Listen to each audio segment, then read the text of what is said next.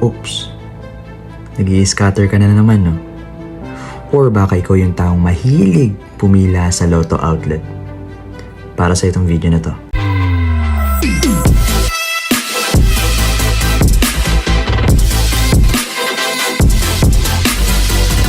Is gambling a sin? Kasalanan nga ba ang pagsusugal? Yan ang tatalakayin natin sa video na to.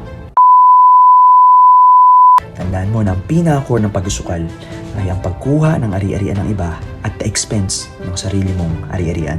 Ito ay sumasalungat sa prinsipyo ng pagtatrabaho na itinatag ng ating Diyos mula pa nung simula ng sanlibutan. At ito ay mababasa natin sa Genesis 3:19.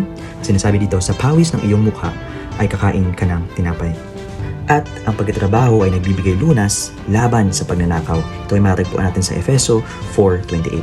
Another thing, ang pagtatrabaho ay sumusupil sa katamaran. Mababasa natin ito sa 2 Thessalonians 3:10-13. At isa pang punto, tinutupad ng prinsipyo ng pagtatrabaho ang utos na magbigay para sa iba na nangangailangan. Mababasa natin ito sa 1 Thessalonians 4:11-12. And totally opposite ng pagtatrabaho ang pagsusugal. Ang pagsusugal ay may nag-iisang layunin lamang. Ito ay ang pag-iipon ng kayamanan. And greed is the motivating factor that drives gambling. Ang kasakiman ang dahilan na nagtutulak ng pagsusugal.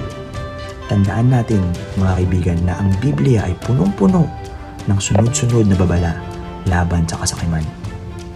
At isa na rito ang 1 Timothy 6:9-10.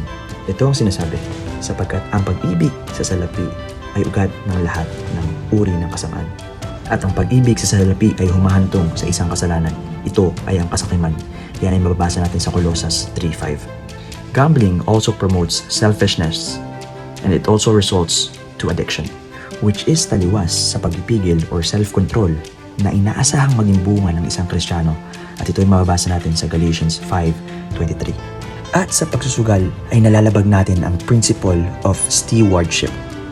At ang Biblia ay clear na nagsasabi that we should be of good stewards sa lahat ng possession na binigay sa atin ng Diyos. Yan ay mababasa natin sa 1 Corinthians 4:2 and sa Luke 12:42. Let me also remind you that all our possession come from our Father in heaven, and that everything ultimately belongs to Him. Psalms 50:10-12. Bagaman isinusulong ng mundo at ng maraming social media influencers na ang pagsusugal ay libangan lamang, bilang mga Kristiyano, hindi dapat natin suportahan o lumahok man lamang sa kahit anong mga bagay na nagtuturo ng ganit at kasakiman at lumulustay sa biyayang ipinagkatiwala sa atin ng Poong May Kapal.